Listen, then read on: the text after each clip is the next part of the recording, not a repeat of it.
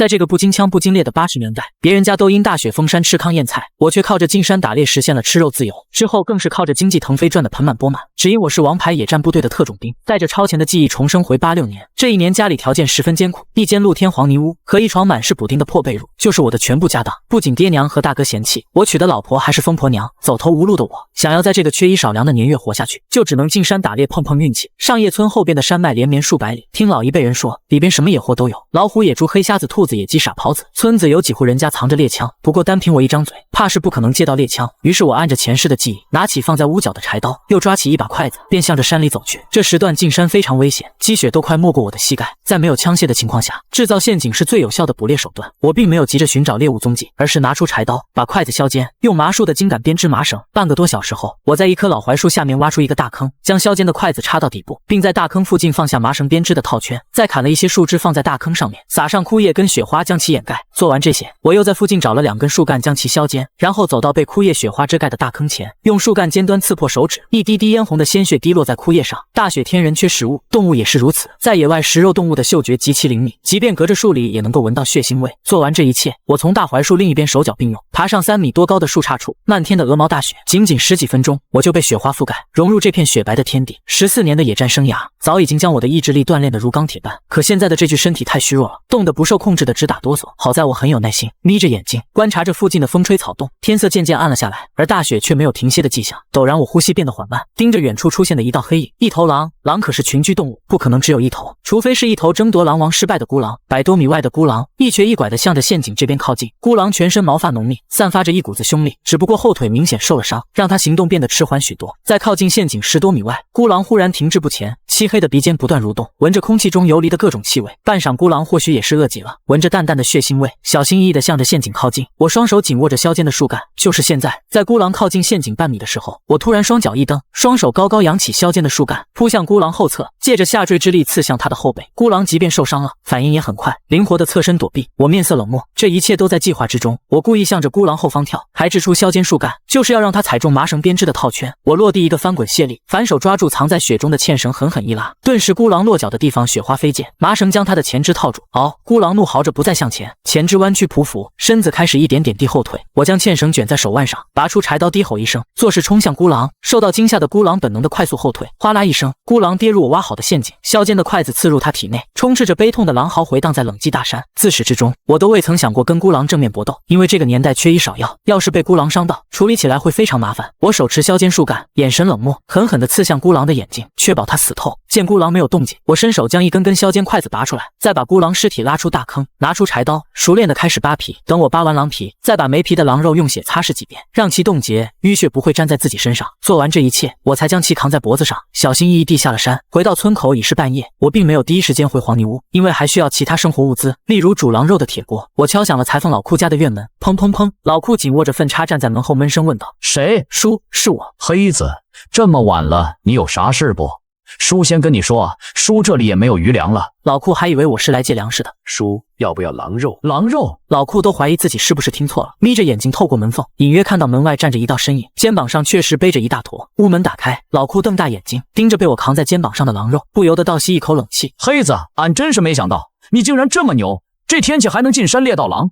别说大雪封山了，就算是往日里一伙人进山，也不敢招惹狼啊。我笑着走进门，转身将屋门合上，把狼肉丢在地上。我笑呵呵地看着老库道：叔，我给你半头狼，你给我2套棉袄，一个铁锅。没问题。老库是村里的裁缝，自然有多余的棉袄。孩子他娘，你赶紧去内屋把那2套新棉袄拿出来。我视线一转，看向躲在侧门拿着扁担的老婶子，微微一笑。老婶子有些尴尬地放下扁担，向着那屋跑去。叔，能不能把猎枪借给我？我问道。老库皱起眉道：黑子，不是叔不借你，实在是那杆猎枪已经很多年没用了，叔怕炸膛啊。没事，只要叔肯借，我再给叔一条前腿。当真？叔，我都这么说了，还能有假？好好好，叔现在就替你去拿猎枪。我拔出别在腰间的柴刀，蹲下身子，对着狼肉梆梆梆地砍了起来。很快老婶子便抱来2套新棉袄，我赶忙穿上一套，身子顿时暖和许多。黑子，给你。老库手里边抱着不包裹的猎枪，说道：黑子，这杆猎枪好些年没用了，你可要小心些，还有子弹也就剩下8枚了。够了，我咧嘴一笑，进山狩猎并非一定要用猎枪，猎枪只是有备无患而已。叔，那我就先走了。扛起半扇狼肉，手里提着铁锅，腋下夹着布包裹着的猎枪，我便转身打开院门，缩了缩脖子，顶着风雪向黄泥屋那边赶去。回到黄泥屋，我看着蹲在火堆旁边裹着被子的疯婆娘，前世她本是漂亮的女知青，却因家里迟迟得不到平反而走投无路，最终被逼成了村里人人欺负的疯婆娘。而爹娘则是看上了疯婆娘下乡知青在大队的粮食份额，将她娶进门的同时也跟我俩分了家。突如其来的一场大雪将我刚分到的一间黄泥屋压垮，疯婆娘的右臂更是被掉落的房梁砸断。我性格懦弱，毫无主见，竟然想着躺平去见太奶，然而疯婆娘却拖着断臂挨家挨户的去乞讨。就这样熬到了开春，可村里人竟开始嘲笑我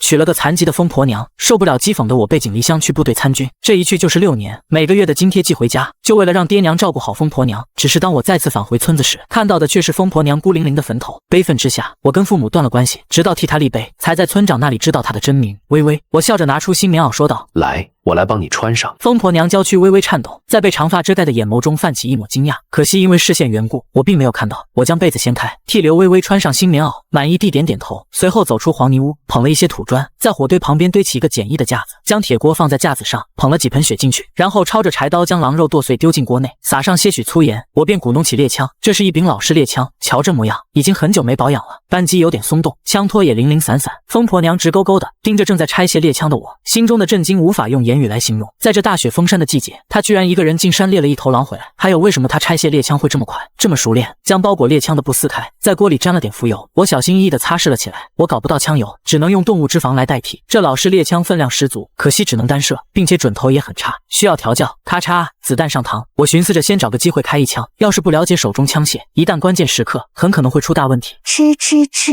就在这时候，疯婆娘捡起地上的尖木，戳了戳锅里的狼肉，有些憨吃的嚷嚷了起来。放下猎枪，看着刘微微的滑稽模样，我微笑着说：我来吧，你别胖着。也没有碗筷，我用尖木戳进锅中，将狼肉挑了出来，然后递给她，自己也跟着挑出一块，大口大口的啃食了起来。自始至终，我一直都看着刘微微，见她的吃相比自己还难看，不由得笑出声来。肉香弥漫在黄泥屋内，大屋里边挺着大肚子的小翠有些睡不着，不仅仅是天气冷，还因为饿。忽然小翠蠕动着鼻子，肉香味。安子，安子，你快醒醒！小翠连忙拍打睡在旁边的老公徐安，也就是我的大哥。干啥子嘛，还让不让人睡觉了？要不是你挺着大肚子，非给你2个大嘴巴子。徐安一脸烦躁地翻过身去，肉香，有人在吃肉。小翠焦急地拍打着徐安胳膊，闻言徐安猛地挺起腰杆，同样蠕动着鼻尖，闻着弥漫着空气中的肉香味，哈喇子都快流出来了。老徐跟老娘也被惊醒，好重的腥骚味，是狐狸肉还是狼肉？老徐闻着味下床，穿上鞋子，老娘吧唧着嘴道：当家的，你去隔壁帖子家瞧瞧，真要是他们猎了野物，你就拉下脸戒点。咱们都好久没吃荤腥了。中，爹，我也去。老徐跟徐安都戴着毡帽，脸上围着布巾，双手拢在袖子里走出大屋。不对啊，闻这味。老徐扭头看向自家后边，肉味咋是从后边传来的？老徐家后边是一片竹林，根本就没有人家。爹，不会是黑子搞到肉了吧？说着，徐安那双暴露在外的眼眸中涌现出兴奋，连忙向着后边黄泥屋跑去。爹，就是从黄泥屋里边传出来的。黄泥屋内，我听着外边兴奋的呼喊，不由得眼睛一眯，抓起旁边的猎枪，起身向着黄泥屋外走去。一走出门，我便看到兴冲冲向着这边跑来的徐安。黑子，是你们在煮肉吧？我都闻到味儿了。快，给你哥整几块尝尝。正大步向着黄泥屋跑来的徐安，忽然脚步一僵，瞪大眼睛盯着被我抬起来的猎枪。黑子，你也疯了吗？敢拿枪对着我？我眼神冷冽，盯着骂骂咧咧的徐安。你这个白眼狼，居然敢让我滚！我是你哥，你亲哥，你现在搞到肉，不应该先孝敬爹娘跟我吗？徐安抬手指着我愤愤骂道：黑子，虽然你跟老大分了家，可你们还是打断骨头连着筋的至亲呐！再说了，你连爹娘都不管了吗？老徐瞪着眼睛大步向前，他才不相信一向懦弱的老二真敢开枪。不过老徐还是在心里边嘀咕，这猎枪他是从哪里搞来的？我半眯着眼睛，瞄准徐安的脚下的地面，手指放在扳机上，震耳欲聋的枪声陡然响起，枪管内冒出呛鼻的硝烟味。徐安惨叫一声，双手捂着耳朵翻滚在地，鲜血从指缝间溢出，误差很大呀。我撇嘴，看着在地上打滚惨叫连连的徐安，我没有工具，无法调教老猎枪的精准度，不过可以适应老猎枪的偏差，这也是为什么之前我想要开一枪，试试老猎枪的精准度。至于这一枪会不会真的打死徐安，打死就打死呗。老徐犹如雷击，愣愣地看着放下猎枪的我，只感觉全身冰冷，一阵阵寒意不断袭来。这畜生真敢开枪，敢靠近我，打死你们！我朝着地面吐了一口唾沫，转身走进屋内，掏出口袋里子弹重新上膛。外边的惨叫声渐渐远去，前世被他们拿捏了半辈子，我很清楚他们的秉性，好言好语是没用的，只有比他们凶，比他们狠，他们才不敢再来招惹自己。我用剩下的布替老猎枪做了一个背带，将剩下的狼肉藏进积雪堆里边，抬头瞧着屋顶1米多宽的窟窿，我皱了皱眉，背着老猎枪走出黄泥屋。老徐家一共有4间房，大房、小房，还有厨房跟黄泥屋。黄泥屋原本是用来堆柴火的，只是现在柴火用光了，才空了起来分给了我。背着老猎枪，我走进前院，听着大屋内老娘的咒骂，还有徐安痛苦惨叫，不由得冷哼一声。走进小屋，我找到爬梯，直接掀掉小屋的瓦片。作为野战营的特种兵，我什么都会一点，修葺屋顶也不在话下。这活并不是很难，定好横梁，顺着旧瓦片排列起来就可以。折腾到半夜，总算将屋顶窟窿给修补上了。我累得全身酸痛，将火烧旺，便钻进被子里搂着疯婆娘。倒不是占疯婆娘便宜，实在是这鬼天气太冷了，不一会就打起了呼噜。疯婆娘小心翼翼地抬起手，将挡在前面的长发掠到耳朵后边，那张脸上涂抹着锅灰，根本看不出她长啥样。一双美眸中荡漾着复杂之色，仔细地打量着陷入沉睡的我。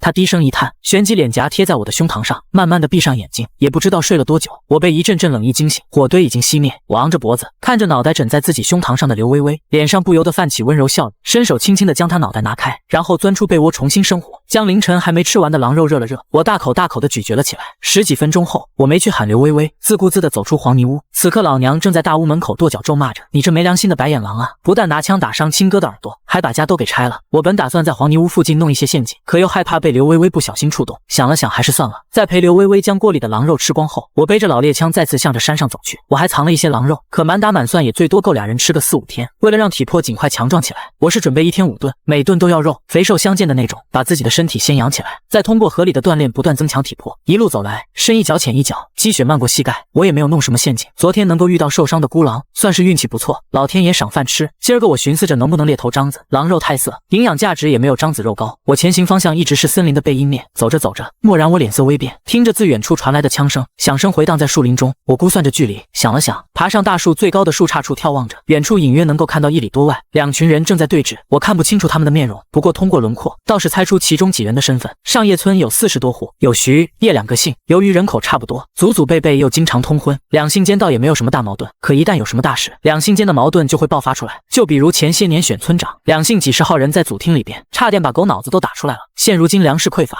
两姓青年各自组队进山狩猎，现在针锋相对，怕是猎到了好东西。我想了想，前世我性格懦弱，乡亲们都可怜我，不管是徐姓还是叶姓，都曾伸出过援手。尤其是自己替刘微微立坟的时候，大部分叶姓村民都出过力，反而徐姓村民觉得疯婆娘未曾生下徐姓的种，不愿意替他立坟。摇摇头，我不再多想，现在的自己也没能耐处理那群小青年的屁事，都是山里孩子，脾气倔，性子野，谁也不会服谁。自己真去劝说，反而两头不讨好。慢慢滑下树，我向着东南方向走去，走了10几分钟，我倏然瞪大眼睛，面色凝重，快步上前，弯下腰看着还没冻结的粪便，站起身来，我绕着附近的一棵棵大树仔细观察，尿骚味还有很多，粪便附近有狼群，因为一直下雪的缘故，狼群的脚印已经被掩盖，我无法从尿液粪便来分辨出到底有多少头狼。上叶村徐、叶2姓的青年都在那边对峙，一旦被狼群靠近，即便有猎枪，怕也很难逃出升天。凛冬降临，人在狩猎，动物也在狩猎，而人也在狼群的尸谱当中。想到这里，我不敢犹豫，拿着猎枪快速向着之前枪声响起方向跑去。与此同时，徐叶2姓的青年小伙们还在雪地里对骂，两帮人分裂很明显，人数都差不多。徐姓这边领头的是身材魁梧，身上裹着百兽皮的徐大头，徐大头右手紧握着榔头，指着对面的青年骂道：“野狗，你他娘的是在没事找事是吧？这头獐子明明是我们先发现的，凭什么让给你们？”叶狗单手紧握着猎枪，扛在肩膀上，揉了揉冻得生疼的鼻子，回对道：“你们先看到就是你们的了，你的婆娘还是我先看到的呢。要不你先把你婆娘让给我。”没错没错，狗哥说的太他娘的有道理了。大头，我年纪比你大，肯定比你先看到你姐吧？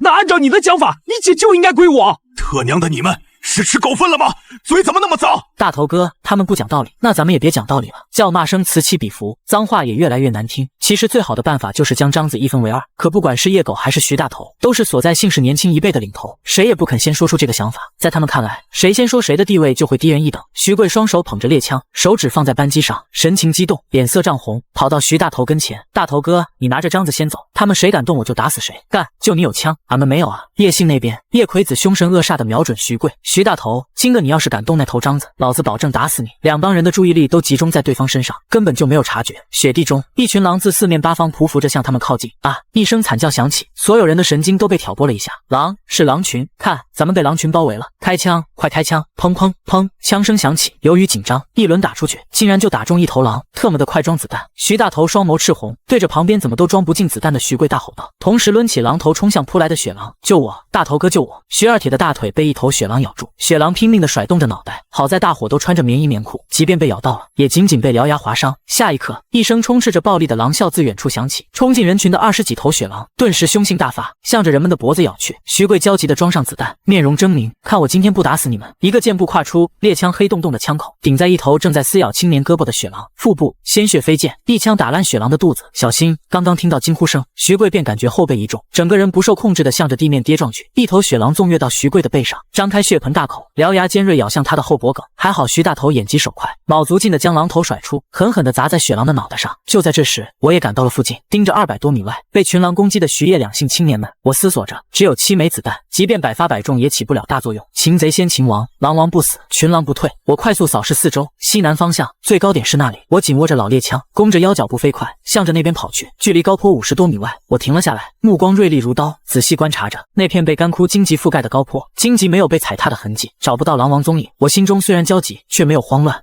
等到狼王再次下达指令，时间一点点过去，那边的枪声时不时响起，伤亡越来越大。可狼王好似知道了我的存在，再也没有下达任何指令。我背靠在大树，余光扫向200多米外的雪地，另一边一位位青年惨叫着倒在地上，鲜血将雪地都染红了。雪狼的尸体也不少。我思索着这么下去不行，摸了摸手中老猎枪，低声说道：“老伙计，靠你了。”然后深吸一口气，猛然窜出，枪托抵在肩膀上，以最快速度冲向高坡，以身为饵，左手紧握着1枚子弹，右手中指稳稳地放在扳机上。果然在我窜出的瞬间，高坡荆棘丛内有了异动，枪声响起的瞬间，扣住保险，压下枪管，左手紧握着的子弹塞进枪管，咔嚓，子弹再次上膛，前后仅2秒。也就在这时候，狡猾的狼王从雪地中窜了出来，冲着我飞扑过来。此时距离我仅10多米而已。我眼神冷漠，对于狼王的狡猾心中早有猜想，刚刚开枪只是为了引出狼王而已。10几米距离，我就算是闭着眼睛都能够射中。我猛地转身，盯着向自己扑来的狼王，嘴唇开合，走你！枪声再次响起，子弹洞穿了脑袋，狼王重重地摔倒在地，再也没有了生机。看着倒在雪地里的狼王，快步走上前，一连4下才将狼王的脑袋砍下，提着狼王的脑袋，一口气跑了170、80米。我猛吸一口气，卯足劲狠狠地将狼王的脑袋丢了出去。砰！硕大的狼头滚落在雪地上，一头头雪狼盯着脑袋被子弹洞穿的狼首，一声声狼啸顿时此起彼伏，狼群开始慢慢的撤退。徐大头喘着粗气，右脸颊被狼爪划出3道深可见骨的爪痕。黑子！徐大头眼睛瞪得滚圆，有些难以置信的盯着我，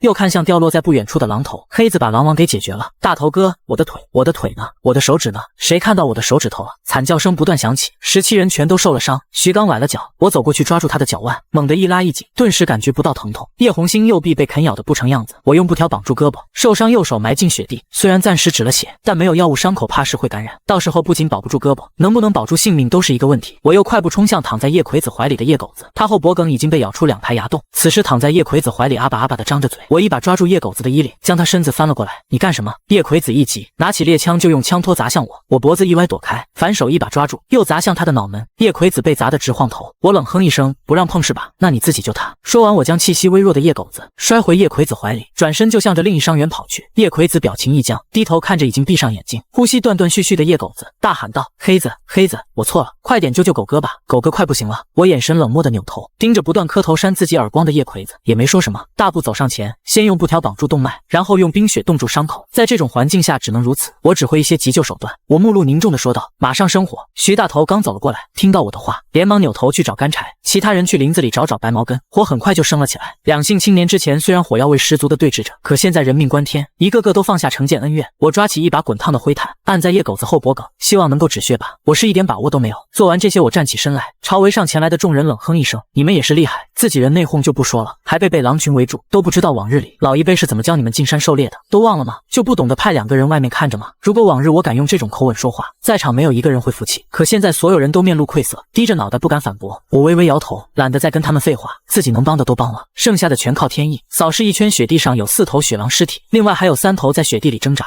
在众人注视下，我扛起那头被打死的獐子说：“这头獐子和狼王算是救你们的报酬，没意见吧？”不管他们有没有意见，我已经扛着獐子尸体向着狼王尸体那边走去了。众人一个个面面相觑，回过神来的徐大头赶忙招呼众人，把伤员和雪狼抬回村子。这一次算是收获满满，我满心欢喜，扛着猎物一步步向着村子方向走去。上叶村也就40多户，10几20来岁的也就3、30-40人，现在这么多人被狼群弄得伤痕累累，今后的日子怕是更难过了。我想帮忙，却有心无力。黄泥屋里，刘微微正坐在火堆前，我笑了笑，算收获。现在已有2张狼皮，1张獐子皮，倒也可以做件外套了。用血将獐子肉上边的血液清洗干净，再将其剁成小块，起锅熬油，肥瘦相间的獐子肉熬出油脂，喷香。刘微微抬着头盯着铁锅里的獐子肉，哈喇子都快流出来了，阵阵香味传出。黄泥屋前院大屋里边，老徐他们聚在火炉前。老大，那畜生都有能耐猎到野物，要不你也进山试试？徐安眨眨眼，觉得老娘说的有道理，黑子都能够猎到野货，自己比他厉害多了，为啥不可以？爹，要不晚点我去铁子家把猎枪借来，咱们2个一起进山。话音刚落，老徐他们就听到隔壁院子传来了哀嚎声，声音回荡在寂静的小村庄内。徐大头等人将7头血狼剁成块，用秤称了平分给众人。叶狗子没到家就断了气，他老娘瘫坐在地哀嚎不断。隔壁叶红星家里，他娘也是哭天喊地，他爹则是沉着脸。叶红星是他第4个儿子，前3个儿子夭折，一个进山被黑瞎子咬死，一个老二则在去年当兵去了，家里就剩下叶红星一个崽。现在山路都被大雪掩盖住，去不了县里医院。村里的3刚子也是小腿被狼咬烂了，本以为没啥事，不料就2天时间便死在了床上。找黑子，黑子能救我命。叶红星不敢犹豫，将之前在山里发生的事情一五一十的告诉了老爹。听完解释，他爹脸上露出震惊，没想到我有那么大能耐，一条胳膊换一条命。叶红星他爹咬牙背起他，扭头让孩子他娘带上所有粗粮粗盐，还有老二寄回来的那柄军刀，去老明家找黑子。老徐一家子刚刚从隔壁铁子家回来，徐安脸色略显苍白，在得知事情始末后，之前进山的念头荡然无存。就在这时候，老明，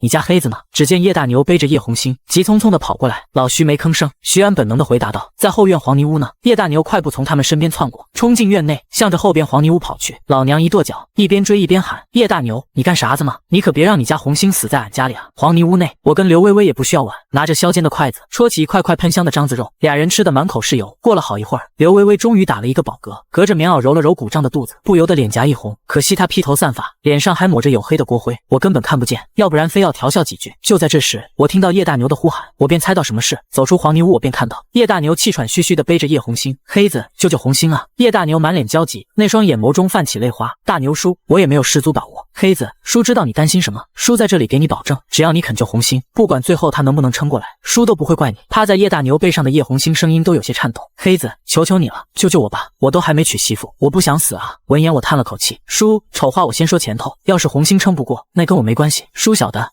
那行吧，办法很简单，就是将叶红星这条胳膊彻底冻僵，再用毛蜡烛止血。在村里，毛蜡烛算是目前最好的止血草药。接着我先是让叶红星把胳膊伸进一个装满积雪的小土罐，现在外边的气温已经达到零下40-50度，很快那只手就被冻得梆梆硬。就在这时，叶大牛他媳妇急匆匆地跑了过来，黑子，这些粗粮跟粗盐你先拿着，还有这柄军刀是红星他哥寄回来的，我现在不缺吃食，因此并没有接过大布袋，倒是那柄军刀让我眼睛一亮，叔，吃食就算了，这柄军刀我要了。就在叶大牛准备再说些什么的时候，我反握着军刀，忽然划向叶红星伸在小土罐里边的胳膊，叶红星都没啥反应，便感觉蹲着的身子有些不稳，一屁股坐在地上，老两口顿时瞪大眼睛看着叶红星的左臂没了，叶红星也直愣愣地看着自己的肩膀，鲜血外涌。我抓起小布袋内的毛蜡烛，按住胳膊端口处，俺爹啊！叶红星他娘嚎啕大哭，只要毛蜡烛能够止住血，红星就问题不大。换而言之，要是止不住血，叶红星怕是撑不过去了。我转身走进屋，用军刀割了一大块獐子肉，旋即走出递给叶大牛道，给红星熬汤补补，能不能活下来，就看阎王爷收不收他了。黑子谢了。叶大牛使了个眼神，让自己婆娘接过獐子肉，抱起双目失神的叶红星，娃，你可要撑住啊！黑子，那叔就先走了，等红星康复了，再让他亲自上门道谢。我低声一叹，止血只是第一步，还要避免发炎，叶红星能不能活下来，真就全凭天意了。就在我准备转身回黄泥屋的时候，一阵叫骂声从前院响起，只见一大群人抄着扁担柴刀，气势汹汹地向着这边快步而来。我见没一条，第一时间跑进屋，拿起老猎枪，徐黑子，你给我滚出来！杀人偿命，你害死狗子，我要你给他陪葬！我皱着眉看着情绪激动的乡亲们，冷声道：你们放什么狗屁？谁他妈的说叶狗子是我害死的？叶狗子他爹叶大憨身材魁梧，拿着柴刀怒视着我大骂道：魁子说，要不是你在狗子脖子后边抹了灰炭，他不会死。我被这句话给气乐了。叶狗子被咬到了脖子上的动脉，我用灰炭止血也是没办法中的办法，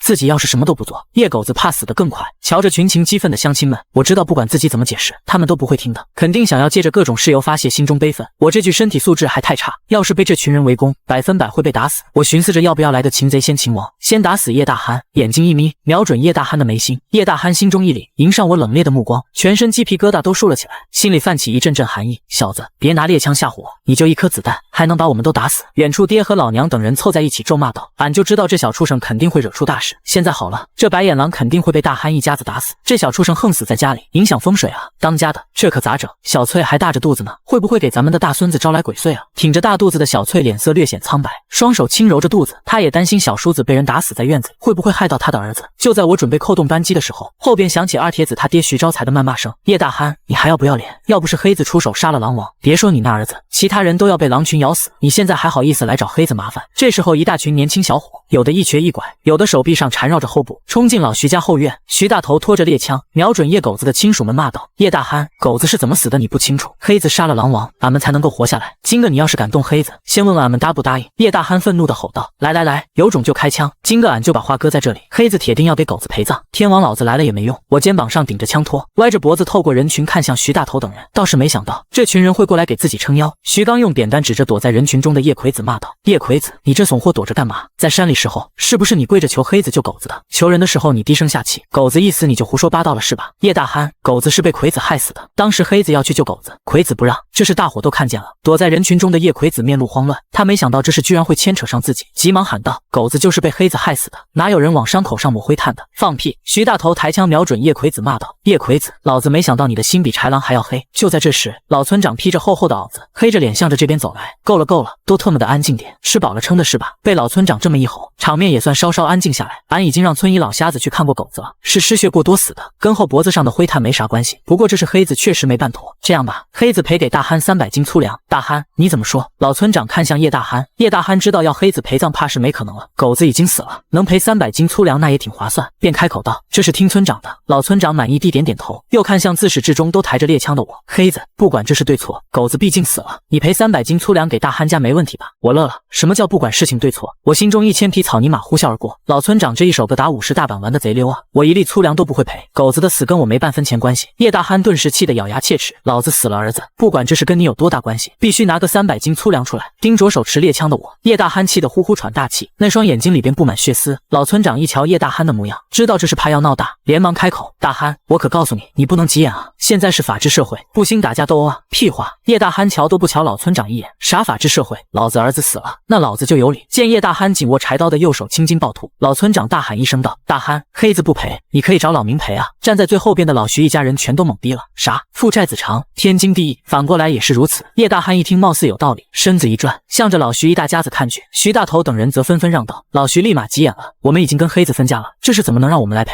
老娘也急得直跺脚：“冤有头债有主，你们要赔也是让那白眼狼赔。”闻言，老村长立刻沉下脸来：“老妹子，你这话就不对了，黑子是跟安子分家，又不是跟你们二老分家。”老徐气得直哆嗦：“啥玩意啊？村长你可不能这样啊！我们已经决定跟安子过，所以黑子的事情跟我们没关系啊！什么叫我不能这样？黑子是不是你亲儿子？有道是长兄长辈都是肉，你总不能见死不救吧？俺们不管！”老娘立马跟猴似的跺脚蹦跳。叶大憨眼珠子一转，扭头看了一眼自始至终都眼神冷漠、抬着猎枪的我，心里边一盘算，忽然大喊一声：“子债父偿，天经地义，哥几个给我抢！”随着叶大憨这么一吆喝，场面顿时乱了起来。老徐连忙展开双臂，挡住冲向大屋的叶姓10几人，可他哪里拦得住？老娘哭天喊地去拉着几个老婶子，那几位老婶子比老娘更加蛮横泼辣，直接薅住老娘头发，把她按在地上。徐安脸色煞白，急得受伤的耳朵都刺痛了起来。小翠则挺着大肚子躲在徐安后边，小心翼翼地拉着他的袄子，场面顿时乱成一团。大屋里边也没啥好东西，叶大憨他们就犹如蝗虫过境，什么东西都往外搬。老徐也发狠了，红着眼冲进厨房，抄起柴刀就怒吼着扑向叶大憨他们。可惜老徐发狠也没用，双拳难敌四手，被人从后边一扁担砸在肩膀上，直接哎呦一声跌倒在地。老娘在大屋门口撒泼打滚，但凡有人跑出来，他就扑上去抓住那人的双腿。你们这群天杀的强盗！老村长也没想到叶大憨会这么丧良心，直接开枪。这要是把粮食都抢走了，老明这一家子还怎么活？靠村里救济那是不可能的，村里还养着一群没成家的下乡知青呢，哪里还有余粮？于是，一边冲向大屋，一边大喊：“叶大憨，你们别抢粮食，留点给他们啊！”徐大头等人凑在一起，面面相觑。叶狗子死了，要是不让大憨叔发泄发泄，怕是真要出大事。可也总不能看着叶姓的人把明叔家抢光吧？咱们也上，尽量抢些粮食，等会再还给老明叔。上！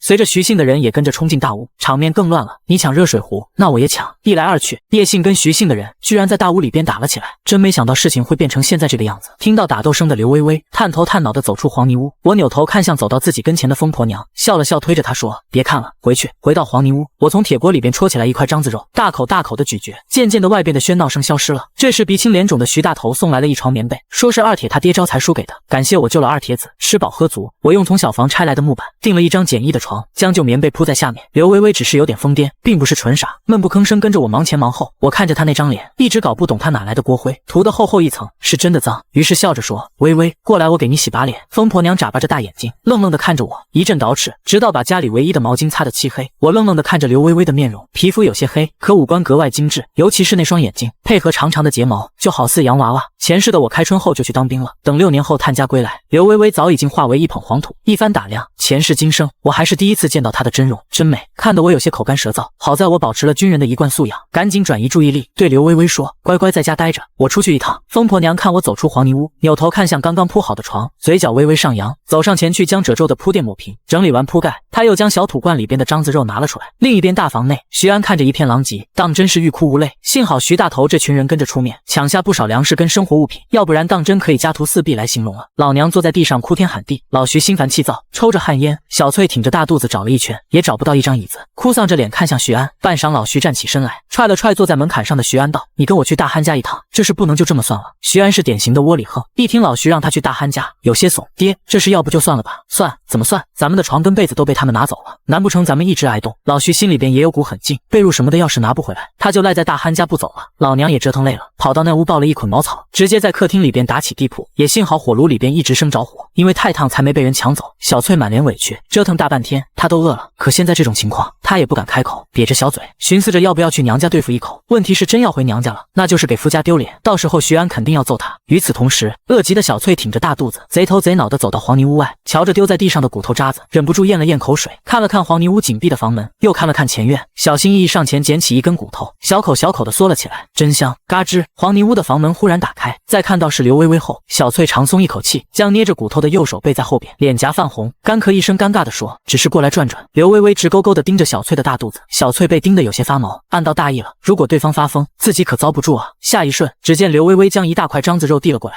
这是给我的。小翠呼吸都急促了起来，迈着小步上前，见刘微微一直抬着手，小翠被齿咬唇，一把夺过獐子肉，转身就跑，跑了没几步，她又停住了。要是把獐子肉带回老房，那自己怕是吃不上几口。扭头看向站在黄泥屋门口的刘微微，小翠犹豫再三，嘴巴一张，直接啃咬了起来。随着一大块獐子肉被吞入肚子，小翠脸上顿时洋溢着幸福笑容。旋即见刘微微要回屋，忍不住开口道：“你现在跟黑子成家了，就要有妇道人家的模样。走，去你家里，我帮你捯饬捯饬。”说着就拉着刘微微的手，笑嘻嘻地将她拉进屋，找了半天才找到一条黑不溜秋的毛巾。弟妹，你这里就这么一条抹布吗？刘微微没说话，不由得脸颊一红，这可不是什么抹布，是她仅用过一次的洗脸巾。别看小翠现在挺着大肚子，可手脚麻利得很，一边絮絮叨叨，一边清洗着她油滋滋的长发。与此同时，我来到老瞎子家里，他是村里的老中医，平日里村民们有什么伤风感冒，都在他这里抓些药，他也不收钱，只是要点吃食就好。我跟老瞎子要了一些茉莉花干、蜂蜡等，作为条件，我要帮他进山弄些黄金。不过现在大雪连天，采挖黄金那也是明年开春后的事情。告别老瞎子后，我又去了二铁子家，借他的猎枪和子弹。二铁子看到我就一脸感激，二话没说就让他媳妇拿给我一支猎枪，还有一小袋子弹，并嘱咐我，一直以来狼群都很少离开大山深处，就是因为这，之前他们才没派人盯着附近。但今年这势头似乎有些邪乎。我皱着眉，前世我唯唯诺诺，一直躲在黄泥屋，两耳不闻窗外事，所以对村子里这时段发生的事情并不太清楚。同一时间，黄泥屋里边，小翠挺着大肚子盯着刘微微，有些羡慕地说道：“弟妹啊，你这两个小梨窝真漂亮。”刘微微眨巴着大眼睛，显得又俊又可爱。就在两人聊得正欢的时候，小翠不经意间转头看到我背着猎枪，那双眼睛冷飕飕地盯着她。小翠连忙转身，不由得心中一慌：“黑子，我可是你嫂子，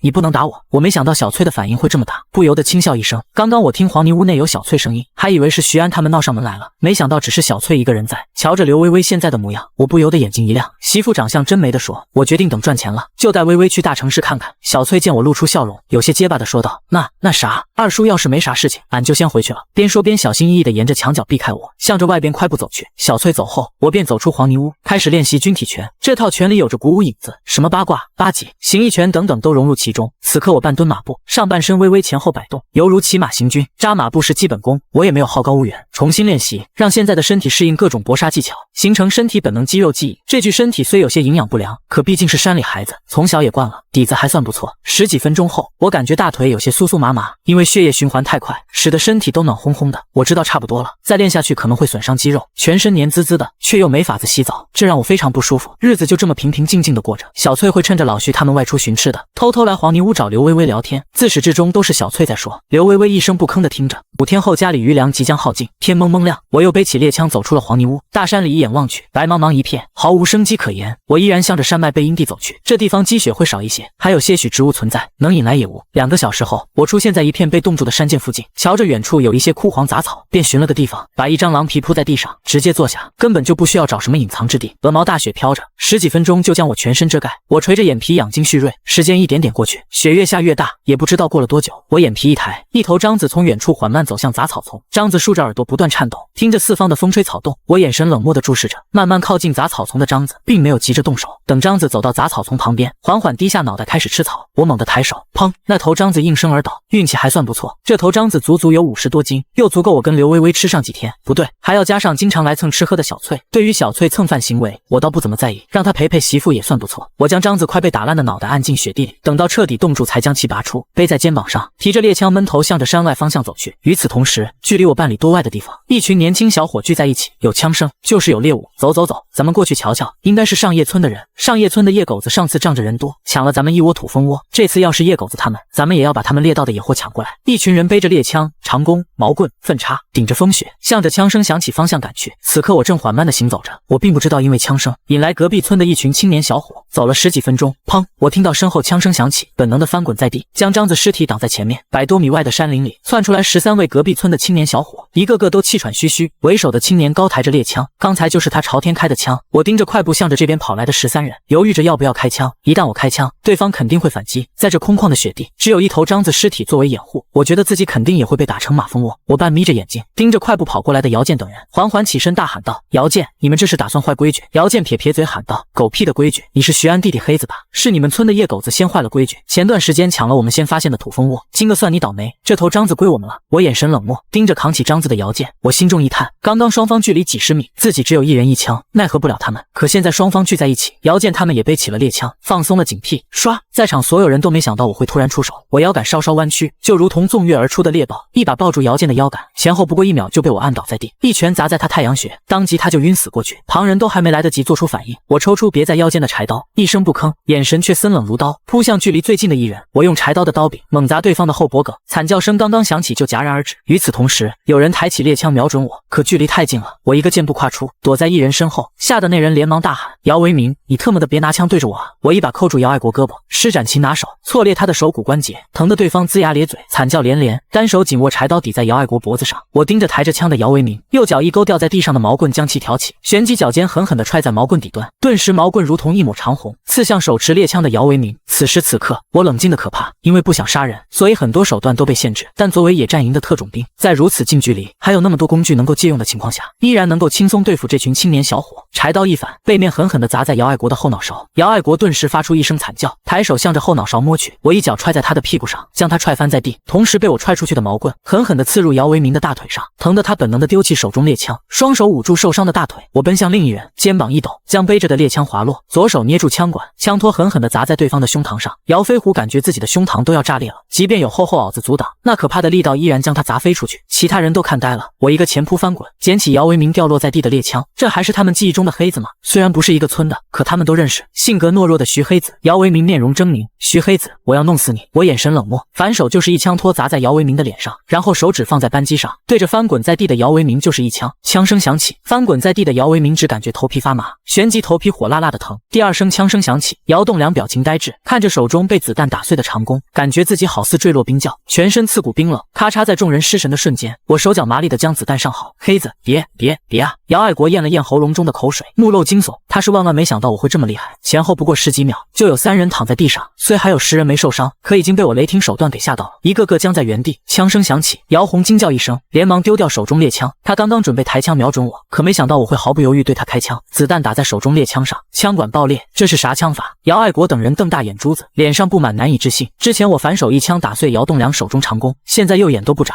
打在姚红猎枪枪管上，这是神枪手啊！我手持猎枪，眼神冷漠地扫视众人。这群人虽虽然在山里也惯了，可毕竟不是悍匪，把武器都丢远点。我开口道：丢丢丢，我们丢！所有人都面露不甘与惊惧，将手中猎枪、柴刀、矛棍等等武器丢出去10多米。你们往后退，我们马上退。姚爱国率先向着远处跑去，我将猎枪背在肩膀上，扛起章子大步离去。远处姚爱国等人面面相觑，爱国哥，咱们就这么让黑子走了？不然呢？难道你去拦他？这种煞星你们要招惹，可别带上我。我扛着章子，一边向着村子里赶去，一边思索着，虽然不害怕姚建他们的报复，但因为抢夺一头章子就将姚建等人杀死，我还是做不到。不过这事我并不打算就这么罢手。回到村里，我第一时间来到徐大头家里，在看到我扛着一头章子后，徐大头都惊呆了。黑子，你是真厉害啊，单枪匹马进山，还真被你猎到了一头章子。徐大头上下打量着我，我把打猎的事情说了一遍。徐大头十分气愤，要带着我去姚村，让他们给个交代。半个多小时后，徐姓的大小伙子们聚在一起，一个个皆满脸气愤。很快前因后果就被传了出去，叶姓的不少青年小伙也闻讯而来。就这样，上叶村近30号人浩浩荡荡地向着10多里外的姚村赶去。道路难走，一伙人用了个把小时才赶到姚村。哥几个，鼓打起来，锣敲起来！徐大头吆喝一声，率先敲响大锣，锣鼓声震耳欲聋。叶大奎嗓门大，走在最前面，涨红着脸嚷嚷起来：姚村的人不要脸啊，坏了祖宗的规矩，不当人了！一边敲锣打鼓，一边使劲吆喝。偌大的姚村，挨家挨户都走出人来看热闹。这时节这种热闹可不多见。徐大头，你搞啥子嘛？你们上叶村的人胆肥了是吧？敢来我们姚村闹事，真当我们是泥捏的？瞧着聚过来的姚村人越来越多，徐大头清了清嗓子大喊道：各位叔伯婶姨，今个我们过来就是来问问你们姚村人，咱们大山里的规矩还要不要了？徐大头，你算个什么玩意，敢来质疑老祖宗的规矩？两个村距离10几里，别说什么抬头不见低头见了，两村祖祖辈辈都有通婚。姚村的村长姚敬春拄着拐杖，黑着脸挤进人群，扫视一圈骂道：你们这群小王八羔子，是闲的没事干是吧？姚爷，可不是我们闲着没事干，是你们村里的人坏了山里规矩，所以我们才过来的。姚爷，你就给一句话，山里的规矩还要不要了？你要是说不要了，我们扭头就走，绝对不多说一句。姚敬春眯着眼睛，知道这事怕是自己村的小兔崽子们失了礼，便问咋回事。黑子在山里猎了头章子，被姚建他们遇到了，就要硬抢那头章子。姚爷，你说这是咋办？顿时在场的姚村人都沉默了。姚敬春扫视四周，目光落在一位妇女身上：你家那小子呢？村长，健子还没回来呢，你不能听他们说啥就是啥，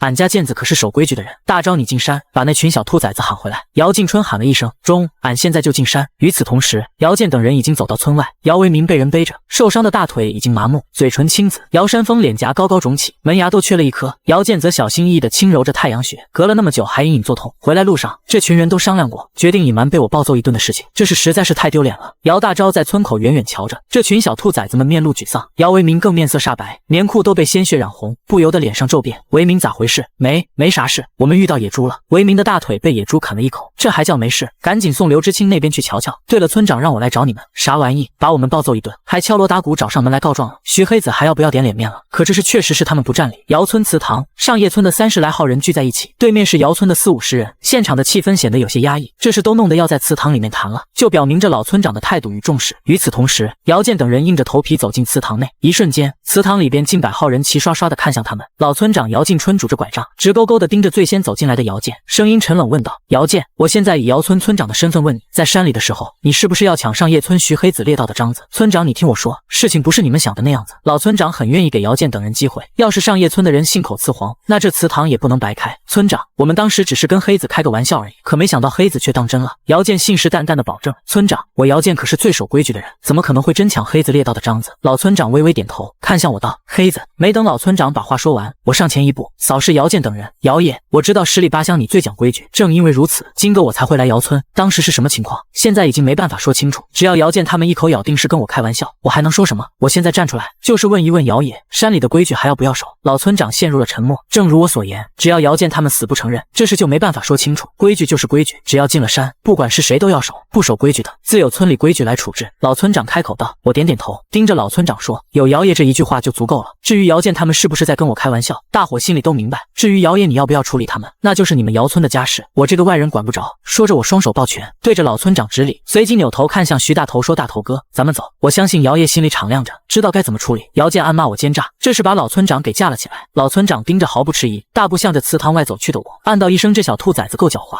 带上叶村30号人走出祠堂，老村长眯着眼睛盯着姚建冷声道：外人都走了，讲实话吧。姚建还想要隐瞒，可一旁旁的姚爱国忍不住了，哭丧着脸说道：“村长，这一次是我们坏了规矩，我们认罚。好，这才是姚家村的男儿，做错事就要认。”老村长大步上前，盯着姚爱国说：“脱衣服，这大冷天的，真要脱了衣服，感冒都算是小事了。”姚爱国一咬牙，当着众人的面，快速脱掉袄子内衬，露出干瘦的胸膛。老村长走到姚爱国背后，扬起拐杖，啪，拐杖狠狠地抽打在姚爱国后背，疼得他倒吸冷气。在场村民们一个个表情复杂，却没有人开口劝说。就算是姚爱国他爹，也只是紧握拳头，咬着牙一连3棍，抽得姚爱国后背皮开肉绽。穿上衣服，老村长一边说着，一边扭头看向脸色煞白如纸的姚健：“你这兔崽子，坏了规矩还不认，今晚上就跪在祠堂里，等明个开族谱把这事记上。”老村长，别啊！姚健他娘急眼了，扑通一声跪倒在地。这事要是记上族谱，那就是遗臭万年的事。另一边，在返回上叶村的路上，徐大头问道：“你说姚健他们会挨罚不？”我笑了笑，反问道：“要是你做了这种事，还被人敲锣打鼓的闹到村里，你说村长会咋整？那肯定会把我打个半死。我爹怕也不会认我这儿子了。”回到村里，我将獐子肉给分了，自己提着2斤獐子肉向着家里走去。折腾一天就弄了2斤獐子肉，有点得不偿失啊。回到黄泥屋，我有些惊讶地看着矮桌子上的2盘菜，一盘狼肉，一盆腌菜。这腌菜是哪来的？我本能地问道。坐在矮桌子前的刘微微歪着脖子望着我，本以为刘微微会不知道怎么回答，然而她却突然开口：“嫂子拿来的。”嫂子小翠吗？我将2斤獐子肉丢在木盘里，坐到刘微微旁边笑道：“你还知道嫂子？嫂子教我叫她嫂子的，好吧？”刘微微只是在复述小翠的话而已。刘微微抬手指了指矮桌子上的狼肉，一起吃。我笑着拿起筷子，10来分钟后，吃饱的我走出黄泥屋，再次扎起马步。今天在山里跟姚健等人交手，半分钟不到，我便感觉有点力竭。这具身体的体能训练还需要加强啊！训练是训练，实战是实战，不能一概而论。就在我扎着马步的时候，小翠挺着大肚子从前院走来，在看到我后，小翠连忙低下头，一溜烟的向着黄泥屋内跑去，怀里边还揣着什么，我也没在意，自顾自的打着军体拳。2、3分钟后，小翠走出黄泥屋，不敢去看我。我有些好奇小翠来做什么，便收拳向着黄泥屋内走去。面饼，我目露惊奇，望着矮桌子上的2个面饼。现如今老徐家还有粗面，这不可能啊！吃。刘微微拿起一个面饼递向我，我笑着摇摇头说：“我刚吃饱，哪里还吃得下？你先收起来，明个吃。”天色渐暗，现在还有些吃食，我自然不会冒险夜晚进山。这10节的山村里根本就没啥子娱乐项目。随着夜幕降临，便搂着刘微微裹上被子进入了梦乡。也不知道睡了多久，我被外边的敲锣打鼓声惊醒。啥情况？听着急促的敲锣打鼓声，钻出被子，穿上棉袄，看向同样被吵醒的刘微微说：“你继续睡，我出去看看啥情况。”也没带猎枪，将柴刀别在腰间。叶红星他爹给的军刀紧握手中，随即藏在袖子里，便大步走出黄泥屋。敲锣打鼓声震耳欲聋。我走到前院的时候，刚好看到老徐跟徐安2人正向着外边小跑去。顺着敲锣打鼓声，我很快就看到徐大头等人。此刻徐大头满脸愤恨，一边敲打着大锣，一边嚷嚷：“村里进狼了，锤子家遭了劫！”我本打算上前去问问徐大头大晚上出了啥事情，现在听他这么一吆喝，扭头就向着锤子家跑去。几分钟后，我来到锤子家外，此刻锤子家里3层外3层都是人，乡亲们议论纷纷，这是造了什么孽啊？锤子一家4口全都被狼给咬死了，老子现在就回去拿枪打死那些该死的畜生！牛哥，俺跟你一起去。在场的乡亲们只要是男的，甭管年纪多大，一个个都赤红着眼，扭头向着自家方向走去。我皱着眉挤出人群，大步向着屋内走去。屋内老瞎子唉声叹气的跟老村长说些什么，锤子一家4口全都放在地上。老村长看了我一眼，说道：“黑子，你现在去我家里，把祠堂的钥匙拿过来。”锤子一家子虽说是横死，可毕竟是死在村里，能入祠堂。我没搭理老村长，快步上前，盯着4具面目全非的尸体，跟你说话呢。老村长在我屁股上踹了一脚，赶紧拿钥匙去。我扭过头盯着老村长说：“叔，把村里人都聚到祠堂去，你要干啥子？前些天我弄死了狼王，大头他们也带回来7头血狼，狼奸诈狡猾，极其记仇，他们这是来报复咱们了。我现在怀疑狼群或许还藏在村子里，咋可能？”老村长脸色骤变，本能的反驳一句：“可仔细想想，要是狼群真在村子里，那就要出大事啊！现在村里的汉子们都群情激愤，拿着家伙就要离村找狼群报仇，汉子们都外出了，留在村子里的老弱妇孺哪里挡得住狼群袭击？”我没跟老村长继续废话，情况紧急，我要马上回去。在我冲出屋后，老村长也疾步走出，大喊道：“乡亲们，狼群可能还在村子里，你们千万别乱跑，更不能一个人回去。狼嗅觉灵敏，报复性极强。我出来的匆忙，将狼王皮毛所制的手套、眼罩都留在了黄泥屋。要是狼群闻着味，想到这里，我奔跑速度更快了。狼群袭村的事情已经很多年没有发生了，但也不是没有。10几年前，黄家村曾遭遇狼群袭村，虽最后将20几头狼都打死了，村民们也死伤严重。寻常人遇到血狼根本就没有反抗之力，尤其是而今，在夜幕的掩护下，善于偷袭的血狼绝对是死神般的存在。一路跑回黄泥屋，在看到裹在被子里探出脑袋的刘微微后，我长松一口气，拿起2杆猎枪将子弹上膛，把1杆猎枪递给刘微微。我目露凝重，将她的手拉出被子，手指放在扳机上，沉声道：“我马上要出去，你要是遇到危险就按这里。”刘微微似懂非懂的点点头。黄泥屋就一个小窗子，我便找了土砖将其堵上，又跑到小屋找来一段横梁扛回黄泥屋。我将横梁放在门沿旁，一旦自己关上门，横梁就会落下顶住屋门。手持猎枪，我走进前院，看着火光升腾的大屋，犹豫稍瞬，开口喊道：“村里进了狼群，你们自己小心点。”言罢，我不再犹豫，大步向着院外跑去。上叶村不大，家家户户户都有院子，但因为大雪封山，每家每户的柴房、猪圈、牛棚都空了出来。狼群真要是还在村里，那肯定藏在这些地方。我半眯着眼睛，脑海里浮现出上叶村的立体图，锤子家为中心慢慢延伸。想了想，我拿下狼王皮做的脸巾，用柴刀将其划成一小块一小块。雪狼不是嗅觉灵敏吗？那我就把前狼王气息覆盖整座村子，将小块狼王皮丢弃在各个角落。我仔细观察着雪地，寻找着蛛丝马迹。此刻村里热闹无比。在得知狼群很可能藏在村里后，老少爷们都扛着枪，拿着毛棍四处寻找。突然我眼睛一亮，发现了雪狼的脚印。这是叶红新家的牛棚，建在院子外边，雪狼脚印就消失在牛棚外。我手握猎枪，眯着眼睛扫视偌大牛棚，见棚内没有动静，我陡然大喊一声，雪狼受到惊吓，瞬间自牛棚内纵跃而出，速度奇快，我早有准备。枪声响起，一枪打中雪狼脖子，雪狼重重摔倒在地。随着枪声响起，村里的老少爷们立马闻声而来。我快步跑进牛棚，拿起挂在柱子上的牛绳，我提着牛绳就向着村后跑去。上叶村环山而建，能够通人的道路只有2条，虽然小道不少，可因为积雪缘故，暂时无法行走。村子里闹出这么大动静，狡黠的狼群肯定不会待久。我猜不出狼群会从哪条道逃离村子，所以只能守。一边跑我一边高喊乡亲们去村口守着，今晚上1头狼都不能放出去。之前进山遇到狼群数量差不多有23、24头，被我杀了狼王，又有7头雪狼被徐大头他们宰杀，现在最多还有15、16头。15、16头狼根本就不够村民们杀，只要将狼群逼出来，危机将迎刃而解。我背着猎枪，手臂上缠着牛绳，向着村后跑去。闷头跑了几分钟，我气息有些乱，喘着粗气来到村后的山道，附近积雪有半米多厚，已经没过了我的膝盖。我拿下缠在手臂上的牛绳，快速套圈打结，弄出一个个简易的绳套丢在雪地。有没有效果我并不清楚，之所以这么做，是防患于未然。做完这一切，我掏出一把切碎的狼王皮撒在四周，然后慢慢的蹲下身子，将整个身子藏在积雪当中，静等雪狼到来。凛冬的寒风透着刺骨的寒冷，我藏在积雪堆里反而没那么冷了，只露半个脑袋盯着村内。时间一点点过去，我感觉自己的双手都快要冻僵了，算算时间，也就过去4、5分钟而已。突然我看见一群人扬着火把向这边赶来，你们不是说黑子已经到村后了吗？人呢？不会是被狼叼走了吧？滚你的！红星家外边的雪狼就是被黑子打死的，他咋可能会被狼叼走？别废话了，留2个人在这里守着，其他人跟我去附近找找。我注视着散开的村民，并没有出声。雪狼狡猾，我不确定附近有没有雪狼存在，如果自己出声，雪狼肯定不会露头。面对狼群的威胁，村里的动静越来越大，扬起的火把也越来越多。这么折腾下去，藏在村里的狼群肯定会被发现。被积雪覆盖的山道旁，徐厚才、徐中国凑在一起，低声嘀咕着：“老财哥，老明家的那个小儿子咋变得那么厉害？之前在山里边孤身一人打死狼王，救了大头那群小兔崽子，刚刚又在大牛哥家的牛棚外面打死1头雪狼，你是没看到那头雪狼的尸体，子弹正中喉结，死得透透的。”徐厚才嘿笑一声说：“老明哥也是瞎了眼，为了跟黑子分家，费尽心思让他娶了那刘微微。”突然徐厚才脸上笑容一僵，瞪大眼睛盯着徐中国背后，看到徐厚才表情骤变，徐中国暗道一声糟糕，不敢多想，一个侧翻扎进旁边的积雪当中。狼！徐厚才惊吼一声，虽然害怕但没有慌乱，将高举着的火把狠狠地砸向扑来的雪狼。可雪狼前扑力大无比，直接将火把震飞。就在雪狼即将抓在徐厚才胸膛的时候，震耳欲聋的枪声陡然响起，徐厚才整个人都麻了，身子被雪狼重重撞倒在雪地。徐厚才刚刚的惊呼声已经引来附近寻找狼群的村民，而枪声一响，更是吸引村子里的老少爷们向着这边跑来。徐中国惊慌地爬出雪地：“老财哥你怎么样？”一脚踹翻压在徐厚才身上的雪狼尸体。徐厚才被雪狼尸体压得有些喘不过气，干咳2声便被徐中国搀扶了起来。瞧着雪狼眼眶被子弹打得稀巴烂，徐厚才一阵后怕，这枪法是真准啊！